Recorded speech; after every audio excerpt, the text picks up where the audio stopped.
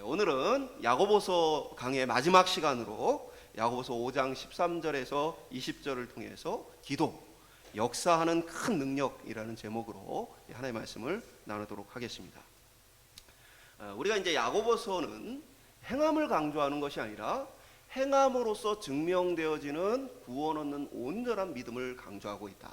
그래서 야고보서를 자세하게 읽어보면 야고보 사도가 어떤 외적인 부분을 간단하게 언급하고 나서는 그 이후에 내면적인 부분에 대해서 훨씬 더 많은 분량을 강조해서 이렇게 언급하는 모습들을 우리가 계속 보아왔습니다.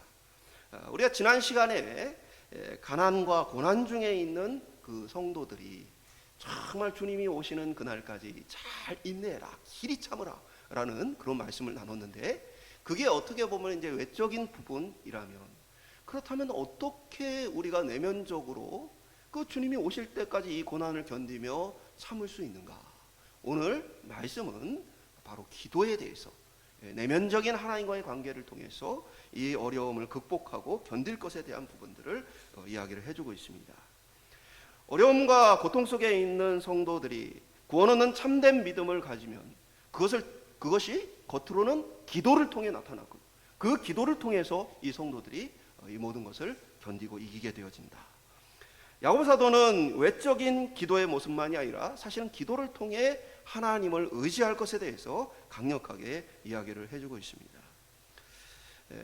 우리 자신은 사실 구원 얻기에 합당하지 않다는 사실을 깨닫게 되어지고, 우리에게는 이 고난을 계속해서 견딜 능력이 없다는 것들을 깨닫게 되어져요.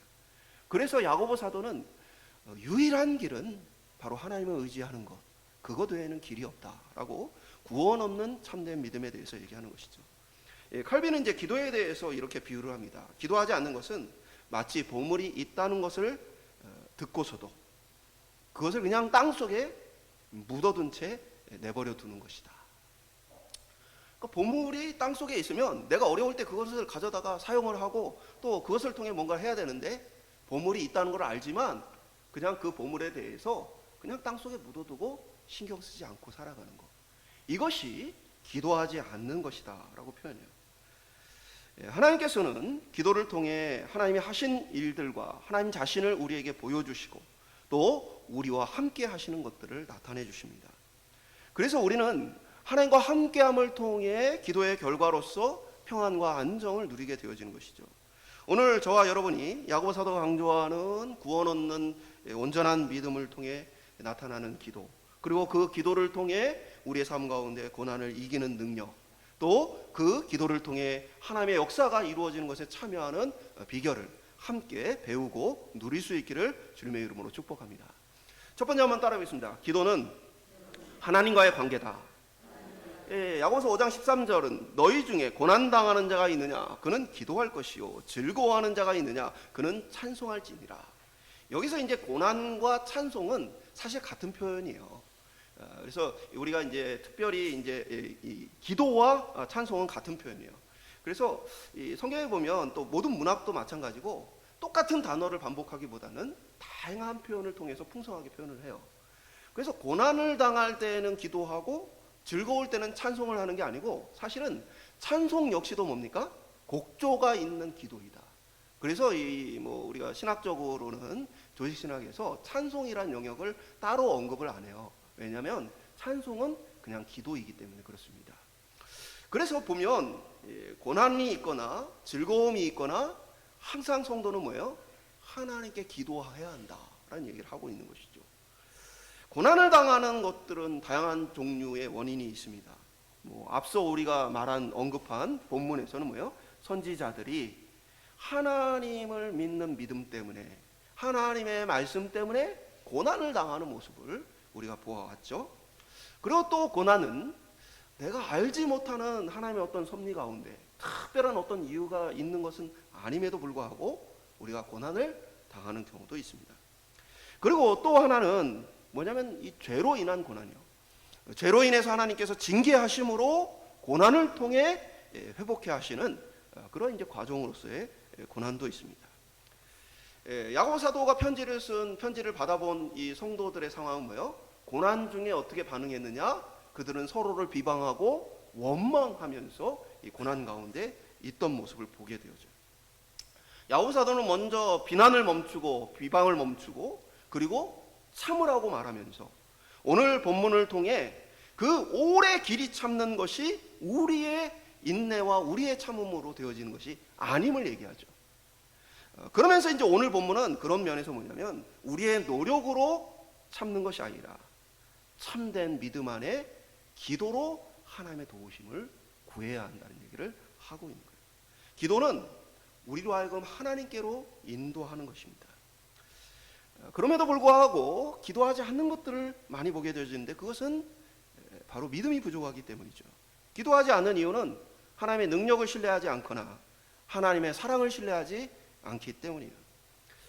하나님께 기도해도 소용이 없어. 하나님은 이러한 일은 하나님의 영역이 아니야. 그래서 이제 이러한 사람들은 특별히 종교적인 영역과 일상적인 영역을 나누어서 종교적인 부분에서는 하나님께서 역사하시지만 일상적인 많은 부분에서는 그렇지 않다라는 착각을 하게 되어진 거죠. 하나님의 전능한 또 모든 것을 다스리시는 능력을 신뢰하지 않기 때문이죠. 또 하나님이 나 같은 사람에게 관심이 있을까? 나의 이러한 문제에 하나님이 관심이 있을까?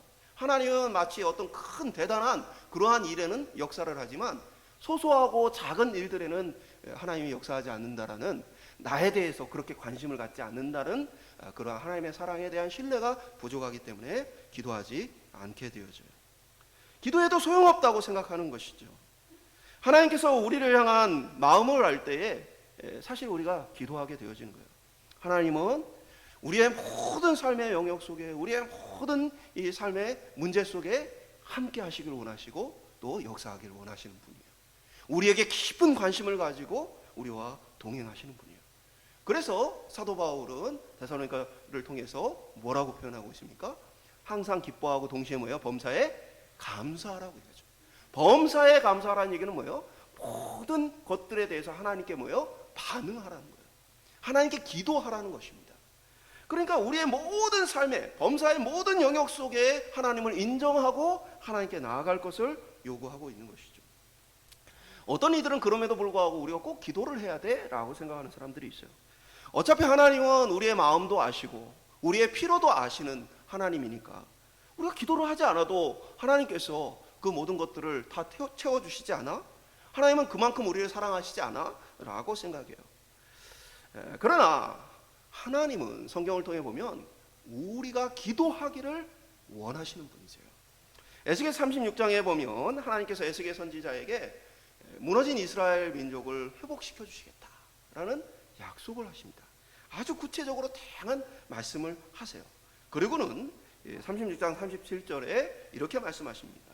주 여호와께서 이같이 말씀하셨느니라. 그래도 이스라엘 족속이 이같이 자기들에게 이루어 주기를 내게 구하여야 할지니라.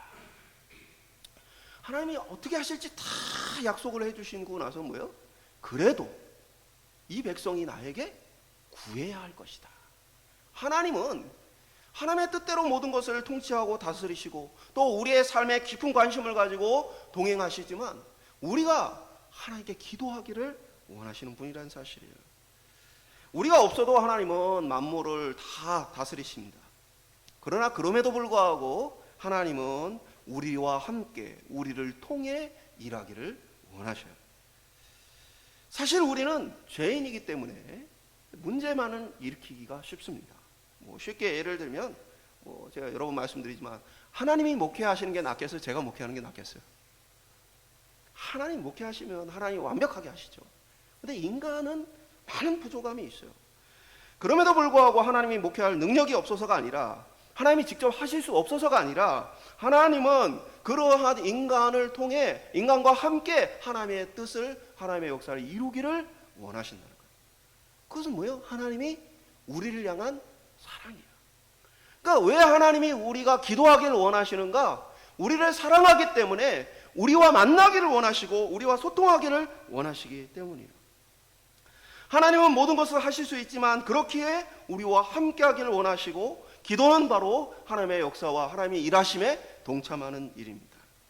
고난 중에도 기쁨 중에도 우리는 하나님을 만나기를 원하고 하나님은 자신에게 찾아오기를 원하신다는 이야기를 하고 계신 거예요. 기도한다는 건 그런 의미에서 뭐예요? 하나님을 사랑한다는 얘기입니다. 내 삶의 모든 것을 내가 하나님과 함께 하겠다는 이야기예요. 그러나 우리의 하나님에 향한 사랑이 부족하여서 고난 있을 때는 하나님을 찾고 기쁨이 있을 때는, 즐거울 때는 하나님을 잊는 경우도 많이 보게 되어집니다. 그러나 하나님은 우리로 하여금 기쁠 때에도 그 기쁨이 어디로부터 왔는지, 하나님께로 왔다는 사실을 인식하고 하나님을 인정하기를 원하십니다. 그러므로 온전한 믿음, 구원 얻는 믿음은 삶 속에서 하나님을 날마다 인정하는 거예요. 그리고 그 믿음은 하나님과의 깊은 교제인 기도를 통해 나타나게 되어집니다. 고난 중에도, 기쁠 때에도, 어떤 외적인 환경의 변화에도 관계없이 하나님과의 교제를 통해 하나님을 기뻐하며 하나님을 인정하며 하나님 앞에 나아가는 이 기도가 구원 얻는 온전한 믿음의 증거라는 거예요. 그러니까 야고보 사도가 뭐예요? 진짜 구원 얻는 믿음은 외적인 삶의 변화를 통해 나타나게 되어진다. 그래서 앞에는 뭐예요? 말로만 하는 것이 아니라 형제를 도와야 하지 않겠느냐라는 얘기를 했죠. 그 전체적인 맥락 속에서 야고보 사도가 오늘 말씀을 통해 마지막에 이 결론적으로 강조하는 것은 결국 구원 얻는 온전한 믿음은 뭐예요? 기도를 통해 나타난다는 거예요. 그리고 우리가 만나는 인생의 많은 고난과 어려움은 결국 무엇을 통해 우리가 인내할 수 있느냐? 그냥 인내해라, 길이 참아라 라고 말하는 것이 아니라 기도할 때에 인내하고 고난을 견딜 능력이 나타납니다. 오늘 저와 여러분이 구원 얻는 믿음 가운데 기도를 통해 우리의 어려움들을 넉넉히 참고 주님 오실 때까지 이 믿음의 길을 걸어갈 수 있기를 주님의 이름으로 축복합니다. 두 번째 한번 따라오겠습니다. 기도는 역사하는 능력이다. 이 고난을 견디는 하나의 방법이 내가 고난 앞에 하나님께 기도하면서 고난을 견디는 것이 있다면, 또 다른 방법은 서로를 위해 기도하라고 이야기하는 거예요. 14절에 보면 너희 중에 병든 자가 있느냐? 그는 교회의 장로들을 청할 것이요 그들은 주의 이름으로 기름을 바르며 그를 위하여 기도할지니라. 그러니까 여기 이제 중요한 표현이 뭐예요? 교회의 장로들을 청해라. 이 교회 장로라는 표현은 오늘날 이 장로들을 표현한 것이 아니고 목회자를 비롯해서 성도들을 돌볼 책임을 맡은 자들이에요. 그래서 교회의 지도자들이죠. 교회 지도자들을 청하라는 얘기예요. 그러니까 내가 어렵고 힘드니까 내가 그냥 혼자 가만히 내가 스스로 기도하면서 나 혼자 버티려고 하지 말고 어떻게 하라는 거예요? 지도자들에게 이야기를 해서 그들로부터 기도를 받고 서로를 위해 기도하라. 그러니까 혼자서 고난을 이길 생각하지 말고 뭐예요? 공동체와 함께, 믿음의 공동체와 함께 그 어려움을 극복해 가라. 그래서 그들을 뭐예요? 청하라. 그들에게 기도해달라고 요청하라 라고 이야기하고 있는 것이죠. 중요한 것은 또 뭐예요? 주의 이름으로 라는 표현이죠. 주의 이름으로 라는 표현은 뭐예요? 기도는 뭐예요? 하나님의 도움을 요청하는 것이죠. 그러므로 그때에 뭐예요? 그 지도자들의 기도를 통해 하나님께서 그의 인생 가운데 그 고난을 이길 수 있도록 주께서 역사하신다는 거예요. 예수의 이름의 능력이 나타나게 되어진다는 것이죠. 그리고 기름을 바르며 기도하라. 그 기름이라는 건 크게 두 가지로 보는 견해가 있는 것 같아요. 하나는 당시에 이제 기름이 병을 치료하는 치료제로도 사용이 되었어요. 또 기름이라는 것은 거룩하게 구별된다는 의미로, 종교적인 의미로 사용이 되었죠. 두 가지 다 의미가 있을 수 있지만 저는 이제 전자의 의미가 강하다고 봐요. 전체적으로 보면 성경에 어떤 이제 분들 중에는 그냥 기도했으면 됐지 왜 병원을 가냐, 기도했으면 됐지 왜 어떤 치료를 받느냐, 그런 분들이 있는데 오늘 본문은 육체적인 치료와 더불어서 동시에 뭐예요? 기도로서 하나님께서 역사해 주시기를 함께 간구할 것을 이야기하고 있는 것이죠. 이는 성도로 하여금 홀로 견디지 말고 신앙 공동체로부터 돌봄을 요청해서 그것을 이겨내라 라고 얘기하는 거예요. 그래서 여러분이 이 신앙적인 상담, 어떤 인생에 외롭고 힘들고 괴롭고 어려운 것들을 고백하고 또 기도를 요청하는 것은 굉장히 성경적인 것이라는 거예요. 그리고 그렇게 고난을 극복하도록 주님께서 우리에게 요구하고 계신 것이죠. 그러므로 알리고 도움을 요청하는 것이 필요해요.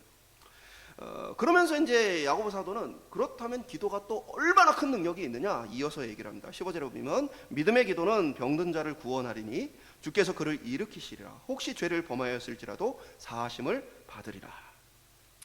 이 고난에는 여러 가지 이유가 있다고 말씀드렸죠. 뭐 선지자들과 같이 의를 위한 고난이 있고 또 우리가 잘 알지 못하는 그런 종류의 고난도 있어요. 그러나 또 고난 중에 하나 뭡니까? 죄에 대한 하나님의 징계로서의 고난이 있습니다. 그러니까 이 기도가 얼마나 능력이 있느냐. 이 기도는 지금 문맥상 뭐예요? 내가 나를 위해 기도하는 게 아닙니다. 교회 지도자들이 성도들을 위해 기도하는 거예요. 근데 그 기도의 능력이 어떻게 나타나느냐? 죄인의 죄를 사하심받게 하는 그러한 능력이 나타난다는 거예요. 그러니까 우리가 누군가를 위해 기도할 때 뭐예요? 하나님의 능력과 역사가 나타나서 그 사람 안에도 회개하는 마음이 일어나고 그 죄사함을 얻게 되어지는 놀라운 역사가 나타나게 되어진다는 것이죠. 실제로 이제 저는 이제 뭐 죄책감에 심하게 시달린 분들도 종종 이렇게 목회를 통해 만나게 되죠. 인상 깊었던 분은 이제 성교회지에서 만난 할머니인데 무슬림 지역에 많은 박해 속에도 불구하고 그래도 예수님을 믿는 할머니예요. 근데 이분은 과거 자신의 죄로 인해서 하나님께 자신이 벌을 받았다라고 고백을 해요. 그래서 한쪽 다리를 사용하지 못하세요. 그래서 한쪽을 이렇게 좋아하시는데 자신이 그 이유가 무엇이 내가 왜 이렇게 갑자기 원인 모르게 다리를 하나 못 쓰게 되었을까? 본인이 수술할 때 자신의 지난날의 죄 때문이다라고 생각하시고 그러면서 나름대로 병을 낫게 해달라라는 기도도 하고 했지만 병이 낫지 않음에 따라서 내가 용서받지 못했나 보다라는 그런 죄책감을 가져요. 제가 만나서 하나님 얼마나 긍휼이 크신 분인지 또 예수 그리스도의 십자가의 보혈이 얼마나 능력이 있는지 우리의 죄를 다 씻으신다라고 얘기했어요. 그러니까 이분이 사실은 이제 젊은 날에 무슬림 지역임에도 불구하고 이렇게 잘못된 이제 성관계를 많이 맺은 거예요. 그래서 이제 이분이 그런 얘기를 해요. 그래서 제가 하나님 앞에 기도하고 용서받고 하나님의 예수 그리스도의 십자가로 우리가 다시 이 구원의 길로 들어가니 걱정하지 말아라. 그러니까 이분이 또 다시 그게 전부가 아니고요. 그러면서 자신 안에 있던 수많은 관계들을 고백하는 거예요. 제가 그 얘기를 했어요. 어떠한 죄라도 예수 그리스도의 십자가의 은혜 안에서 용서받는다. 그러니까 그것에 대해서 깊은 죄책감 속에 살아가지 말고 나를 용서하신 하나님의 그 은혜의 감격을 감사하며 살아가도 된다 라는 얘기를 했어요. 그러니까 그 이야기를 듣고 자신 안에 있던 그 어둡던 표정에서 환하게 웃으며 자유로워진 모습을 제가 보았습니다. 물론 우리가 죄에 대해서 피해를 당한 사람이 있다면 충분한 사죄와 보상을 해야 됩니다. 성경은 그래서 죄에 대한 많은 부분 중에 속건제라는 게 있죠. 대표적으로 남의 재물을 피해를 줬을 때는 그에 대한 피해 보상을 더해서 갚도록 성경이 요구하고 있어요. 그러나 성경은 그것으로 그치는 것이 아니라 또한 하나님 앞에 나와 죄를 고백할 것을 이야기하고 있습니다. 그런데 그 죄가 용서되어지는 이 놀라운 역사가 어떻게 더 일어나느냐? 우리가 정말 병든 자를 위해 기도할 때 그 병든 사람의 죄로 인해 병든 거죠. 하나님의 징계로 병든 거죠. 그 사람 속에서 정말 회개하는 역사가 나타나고 죄 용서함이 나타나는 그러한 일이 있다는 거예요. 쉽게 얘기하면요, 이전에 야고보 사도가 자꾸 이렇게 책망하는 모습 중에 하나가 뭐예요? 서로 비방한다, 서로 원망한다는 거죠. 그러니까 이들 속에 믿음의 부족함으로 인해서 성도들의 원망과 서로를 향한 비난이 일어나지만 그러나 뭐예요? 구원 얻은 믿음으로 온전한 믿음으로 자라난 성도는 뭐 하는 거예요? 기도한다는 거예요. 그 사람을 원망하고 비난하는 것이 아니라 그 사람을 향해서 하나님의 그 마음을 가지고 그가 죄 용서함을 받고 회복되기를 간구한다는 거예요. 그러니까 오늘 야고보 사도의 이 말은 그러한 의미를 담고 있는 것이죠. 구원 얻는 참된 믿음이 개개인뿐 아니라 공동체를 통해 드러나는데 공동체를 통해 드러나는 게 뭐예요? 기도라는 거예요. 5장 16절은 그걸 좀 더 확장하고 있어요. 교회 장로들을 청해 기도하라는 말에서 한 걸음 더 나아가죠. 그러므로 너희 죄를 서로 고백하며 병낫기를 위해 서로 기도하라. 의인의 간구는 역사하는 힘이 큼이니라. 교회 지도자들에게 기도를 요청하는 것뿐 아니라 뭐예요? 성도끼리 서로 함께 고백하며 서로를 위해 기도하는 거예요. 그러니까 이 하나님의 구원의 은혜가 넘치고 구원의 역사가 충만한 공동체, 구원 얻는 믿음으로 충만한 공동체는 뭐예요? 서로를 위해 기도하는 공동체예요. 서로의 죄를 그렇다고 해서 의도적으로 고백하도록 요구하거나 강요되어서는 안 돼요. 일부의 어떤 단체들은 서로의 죄를 막 고백하라고 강요합니다. 요구합니다. 그래서 뭐 특별한 시간을 만들어서 죄 고백하는 막 시간을 만들어요. 그러한 의도적으로 하는 그러한 것들은 사실 많은 부작용을 낳게 되어져요. 고난 속에 있는 성도들이 서로를 의지해서 서로의 마음을 열고 성령께서 오픈하고 서로를 기도 요청할 수 있도록 하실 때 기도하는 거예요. 사실 그럼에도 불구하고 성숙하지 못한 모습으로 인해서 서로의 죄를 고백할 때 그것을 위해 기도하기보다는 편견을 갖거나 때로는 그것을 비난의 대상으로 삼는 잘못된 모습이 나타나기도 하는 거죠. 야고보 사도는 구원 얻은 온전한 믿음은 비난과 원망이 아니라 기도로 나타난다는 얘기를 강조하는 거예요. 근데 사실은 우리가 항상 성령 충만하고 믿음에 충만한 것이 아니기 때문에 성령의 역사하심을 따라 자발적으로 내 안에 죄를 고백하고 나누는 것이 필요하지 의도적으로 죄를 고백하라고 강요해서는 안 된다는 거예요. 여기서 의인의 간구는 역사하는 힘이 크다. 여기서 의인은 누구를 얘기하는 거겠어요? 모든 성도들을 얘기하는 거예요. 서로를 위해 기도하는 성도들을 얘기하는 것이죠. 의인은 죄를 짓지 않는 사람이 아니라 그리스도로 말미암아 그 마음의 변화를 얻은 사람을 얘기하는 거예요. 온전한 구원 얻는 믿음을 가진 사람이죠. 그의 마음은 그리스도를 향해요. 그래서 그리스도께서 기뻐하는 것들을 자신도 추구하고 그리스도께서 원하시는 것들을 기도로서 고백하게 되어지는 것이죠. 그런데 그러한 사람의 기도가 얼마나 그러면은 그 역사하는 힘이 크다고 했는데 얼마나 큰가? 야고보 사도는 바로 이어서 얼마나 큰가에 대한 예를 들어요.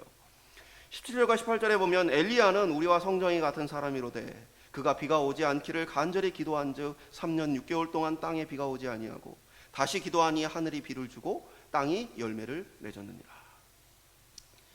그러니까 열왕기서에 이제 이 기록이 나타나 있는데 이 북이스라엘 당시 아합이 아주 악한 통치를 하고 선지자들을 다 잡아 죽이고 하는 그러한 일들, 우상을 외국으로부터 또 다 들여와가지고 백성들에게 퍼뜨리고 하는 그러한 상황 속에 있었어요. 그러한 상황 속에서 뭐예요? 정말 이 엘리야 선지자가 하나님 앞에 기도할 때 뭐예요? 3년 6개월, 3년 반 동안 비가 멈춥니다. 그리고 이제 본문을 좀 자세히 보면 비만 멈춘 것이 아니라 이슬도 멈춰요. 그러니까 이 이스라엘 이 땅은 건기와 우기가 나눠지죠. 건기 동안은 비가 오지 않아요. 그러면은 이 양을 키우고 이런 사람들이 어떻게 사느냐? 산속으로 올라가요. 높은 지대로 올라가면 이 기온차에 의해서 이슬이 맺히고 그 이슬에 의해서 이제 식물이 자라나고 어떻게 보면 이슬을 통해서 물을 공급받을 수 있는 거죠. 그런데 엘리야가 하나님 앞에 기도할 때에 어떻게 되었냐? 그 이슬조차 맺히지 않아요. 어마어마한 초자연적인 역사가 나타난 것이죠. 그러니까 막 그 가뭄으로 인해서 온 나라가 극심한 고통을 겪게 되어집니다. 그때 또한 엘리야가 다시 하나님 앞에 기도할 때에 그 땅에 비가 내리고 열매가 맺혀지는 모습을 보게 되어집니다. 야고보 사도는 이 사건을 언급하면서 뭐라고 얘기하느냐? 엘리야라는 선지자가 대단하다고 얘기를 하는 게 아니에요. 엘리야는 우리와 성정이 같다. 엘리야는 우리와 똑같은 사람이다.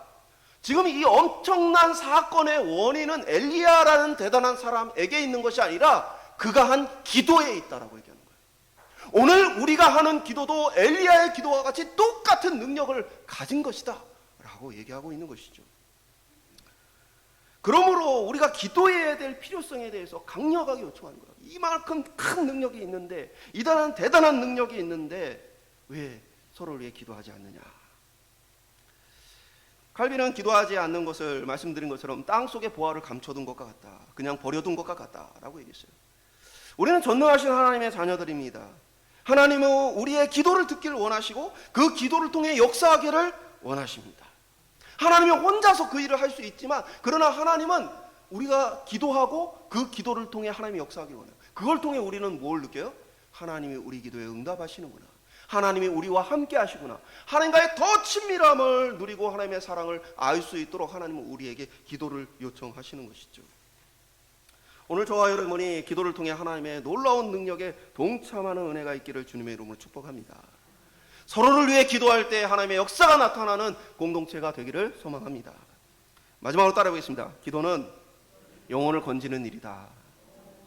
야고보 사도는 편지의 마지막 부분에 영혼 구원에 대한 이야기를 합니다. 19절과 20절 보면 내 형제들아 너희 중에 미혹되어 진리를 떠난 자를 누가 돌아서게 하면 너희가 알 것은 죄인을 미혹된 길에서 돌아서게 하는 자가 그의 영혼을 사망에서 구원할 것이며 허다한 죄를 덮을 것임이니라. 기도는 고난을 견디게 하는 것뿐 아니라 서로를 돕는 능력이 되어지고 또 그 기도는 뭐예요? 영혼을 구원하는 위대한 능력으로 나타난다라고 얘기하고 있는 것이죠. 야고보 사도가 계속해서 야고보서를 통해서 얘기하는 건 뭐예요? 온전한 구원 얻는 믿음은 결국 뭐예요? 외적 행위로서 드러나고 나타나게 되어진다. 그것으로 증명되어진다. 한마디로 얘기해서 이 구원 얻는 온전한 믿음을 가진 성도들이 기도를 통해 그들의 믿음이 나타난다라고 얘기한 거예요. 그래서 믿음이 부족한 성도들 사이에서 지금 원망과 비방하는 모습들이 있지만 그 내면을 돌이켜 회개하고 하나님 앞에 기도로서 구원 얻는 그 믿음의 길을 걸으라고 이야기하고 있는 것이죠. 주님 오실 때까지 인내하며 기다리라고 참으라고 말하지만 우리에게 참을 능력이 없기에 야고보 사도는 기도로서 이 주님이 오시는 날까지 인내할 것을 이야기하고 있는 것이죠. 기도는 하나님의 능력과 힘을 얻는 시간이고 서로를 향한 원망과 비방 대신 서로를 세워주는 것이 되어지고 또 불의한 부자들을 부러워하는 것이 아니라 그들의 영혼을 불쌍히 여기며 그들을 구원하고자 하는 마음을 갖게 되어지는 것이에요. 기도가 역사하는 큰 능력이라는 사실을 생각할 때 성도들은 하나님께서 이 기도를 들어주시고 이 기도에 응답하실 것에 대한 확신을 가져야 돼요. 특별히 하나님이 기뻐하시는 영혼을 향한 기도에 동참해야 하는 것이죠. 우리의 기도는 이제 주문이 아니에요. 기도라는 게 이제 주문을 외우면, 주문이란 건 외우면 이루어져야 되는 것이죠. 그렇지 않기 때문에 이 기도는 때로는 뭐예요? 기도함에도 불구하고 즉각적인 응답이 일어나지 않아요. 그래서 많은 사람들이 뭐예요? 기도하다가 포기해요. 그러면서 때로는 이제 영혼을 위해 기도해요. 주변에 있는 사람들을 위해 기도를 하는데 그 기도가 뭐 오랜 시간이 지나도 이루어지지 않으면 사람들 마음속에 하나님의 뜻을 미리 짐작하는 일이 일어나죠. 하나님이 그 사람을 구원하지 않았나? 그러고는 기도를 멈추는 일이 일어나게 되어져요. 그러나 제가 뭐 정확히 말씀드리면 여러분 하나님이 영혼을 구원하기 위한 이 기도를 기뻐하실까요? 기뻐하시지 않을까요? 기뻐하시는 기도죠. 그럼 언제까지 해야 되느냐? 기도하지 말라고 할 때까지입니다. 사도 바울이 자신의 어떤 육체의 질병, 육체의 가시로 하나님 앞에 기도할 때 하나님 뭐예요? 내 은혜가 내게 족하다 라고 얘기하시면 뭐예요? 더 이상 간구하지 마라 라고 얘기하시죠. 그러니까 하나님께서 기뻐하시지 않는 기도에 대해서, 응답하시지 않을 기도에 대해서는 뭐예요? 명확하게 얘기를 해주셔요. 더 이상 기도하지 마라. 그러나 영혼을 향한 기도가 하나님이 기뻐하시는 기도라면 동시에 뭐예요? 하나님께서 내가 그 영혼은 구원하지 않았으니까 기도하지 마라 하실 때까지 우리는 뭐예요? 기도하면 됩니다. 우리의 숨이 붙어있는 그날까지 그 기도를 계속하는 거예요. 그리고 그 기도가 우리가 살아있는 동안 응답될 수도 있지만 때로 뭐예요? 우리가 죽어서 응답될 수도 있어요. 기도의 대표적인 교회 그 목회자는 계속해서 평생에 3명을 놓고 구원 얻기를 위해 기도했는데 한 명은 자신이 살아있는 동안에 예수를 믿고 한 명은 자신이 죽어갈 때 그때 임종에 가까울 때 와서 복음을 듣고 예수를 믿고 마지막 한 명은 자기가 죽고 나서도 안 믿었어요. 그런데 그 사람이 누구냐? 그 사람이 많은 사람들에게 간증을 하러 다닙니다. 여러분, 내 친구에게 3명의 기도 제목이 있었는데 하나는 그가 살아있을 때, 한 명은 그가 죽을 때, 그리고 마지막 한 명은 접니다라고 간증을 하고 다녔어요. 그러니까 여러분, 우리가 하나님의 영혼을 위해 기도하는 이 기도를 멈추지 않기를 바랍니다. 하나님 반드시 이 기도에 응답하실 것이라는 확신을 가지고 간구하시기를 주님의 이름으로 축원합니다. 그러면 하나님의 놀라운 능력과 역사가 나타나요. 그럼에도 불구하고 그 놀라운 기도라는 능력을 사용하지 않는, 영혼을 구원하기 위해 쓰지 않는 모습을 우리가 자주 보죠. 중국의 한 호수에 많은 관광객이 몰려와요. 이 호수는 많은 관광객들로 인해서 때로 종종 사람이 익사해서 죽는 사고가 벌어집니다. 그래서 거기에서 어부들에게 정부에서 돈을 주어서 시체를 건지면 그 값을 이제 지불을 해줬어요. 그런 후에 이 휴일에 많은 사람들이 와서 놀고 있는데 어린 아이들이 놀다가 빠졌어요. 그래서 거기에 왔던 대학생 무리가 이 이제 물에 빠진 아이를 구하기 위해서 서로 손에 손을 맞잡고 이렇게 깊은 데로 들어가서 아이를 건져냈어요. 그런데 이제 복귀를 해야 되는데, 다시 무트로 나와야 되는데, 이 아이를 건지느라고 또 깊은 곳에 있으면 이게 떠 있기 위해서 얼마나 이제 에너지 있어요. 그러니까 끝에 있는 애들이 이제 힘이 떨어져가지고 손이 끊어졌어요. 서로 붙잡았던 손이. 그러니까 이 대학생들이 갑자기 이 물에 빠져 죽게 되었어요. 결국에는 이 청년들이 죽었습니다. 대서특필되었어요. 정말 이 아이들을 건지기 위해 자기 목숨을 던진 대학생들 하면서 대대적인 방송을 하고, 심지어는 그게 우리나라 뉴스에도 나왔어요. 그런데 단 하루 만에 새로운 사건이 밝혀집니다. 이 대학생이 빠져 있을 때에 그 대학생 무리의 친구들이 근처에 있는 사원들에게 가서 내 친구가 물에 빠졌는데 살려달라고 요구를 합니다. 부탁을 해요. 근데 그들이 이렇게 얘기합니다. 내가 죽은 시체를 건져서 돈을 버는데 살아있는 사람을 건지면 내가 어떻게 돈을 벌겠느냐. 그러면서 친구를 건져주는 대가로 큰 돈을 요구를 합니다. 그 돈이 없으니까 이 무릎을 꿇고 살려달라고, 친구를 살려달라고 빌어요. 근데 이 사람들이 건져주지 않음으로 이 대학생들이 죽은 거예요. 그러니까 중국에서 살신성인의 이 아름다운 미와 우리 중화민족이 얼마나 정말 이 대단하냐 하고 자랑을 했는데, 하루 만에 이 비참한 일이 전 세계에 알려지면서 심지어는 이 과정을 사진으로 촬영해서 남겨서 사진이 지금도 인터넷에 있어요. 그 사람 건져주지 않아 주고 대학생들이 이 시체를 건져내는 이 모습이. 그러니까 죽은 후에 건졌어요. 죽은 후에. 2009년도에 실제로 있던 사건이에요. 여러분 이 모습을 보면 어떤 생각이 듭니까? 여러분 영혼을 구원하도록 우리에게 구원할 능력을 주셨어요. 물에 빠진 사람을 건질 수 있도록 이분들은 모든 장비를 다 가지고 있어요. 시체를 건지기 위해, 물에 빠진 사람을 건지기 위한 모든 것이 다 있어요. 모든 능력이 있어요. 그럼 건지지 않았죠. 오늘 영혼을 구원하는 기도라는 능력을 하나님께서 큰 능력을 우리에게 주셨는데, 우리가 그들을 위해 기도하지 않는다면, 영혼을 위해 기도하지 않는다면 마지막 주님 앞에 설 때 우리는 어떤 모습으로 서겠어요? 야, 내가 너에게 큰 능력을 주었는데 너희는 그 능력을 가지고 아무것도 하지 않았구나. 사랑하는 여러분, 우리가 하나님 주신 많은 것들로 하나님의 사명을 감당하고 또 영혼을 구원하는 일을 할 수 있어요. 그러나 아무것도 없다라고 해도 우리는 뭘 할 수 있어요? 기도할 수 있습니다. 그리고 기도는 큰 능력이라고 우리에게 약속해 줍니다. 오늘 저와 여러분이 영혼을 구원하기 위한 기도를 멈추지 않고 살아갈 수 있기를 주님으로 축복합니다. 말씀 맺도록 하겠습니다. 당시의 성도들은 가난한 사람들이 많았습니다. 전쟁으로 땅은 피폐해지고 로마로부터 많은 세금을 바쳐야 해서 고통을 당했어요.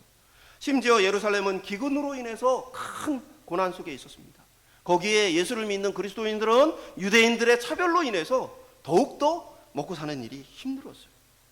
이렇게 힘들었던 성도들은 이 부에 대한 갈망, 그 부에 대한 요구가 너무나 커서 교회에 부유한 사람들이 오면 좋은 자리에 앉히고, 가난한 사람들이 오면 신경도 쓰지 않는 그러한 모습이 있어요. 이러한 모습들로 인해서 부에 대한 어떤 가치관, 또 부에 대한 접근하는 태도에 대해서 서로 안에 깊은 원망과 갈등들이 존재했어요. 가난한 사람의 입장에서는 교회에서까지 차별을 당하고 외면당할 때 얼마나 분노가 일어나요. 그러니까 이러한 많은 모습 속에 이 서로를 향한 원망과 비난이 있는 교회를 향해 야고보 사도는 비난과 원망을 멈춰라. 그리고 너희 마음속에 너희가 하나님이 아니고 너희는 그 하나님의 말씀을 따라야 할 자라는 사실을 기억해라. 그러면서 이 고난의 시간과 그들에게 있는 이 모든 것들을 해결할 수 있는 대안으로서 기도를 이야기해주고 있습니다. 구원 얻는 온전한 믿음은 기도를 통해 나타나는데 너희가 이 어려움을 어떻게 주님 오시는 날까지 견디며 이길 수 있느냐? 그것은 기도하는 것이다.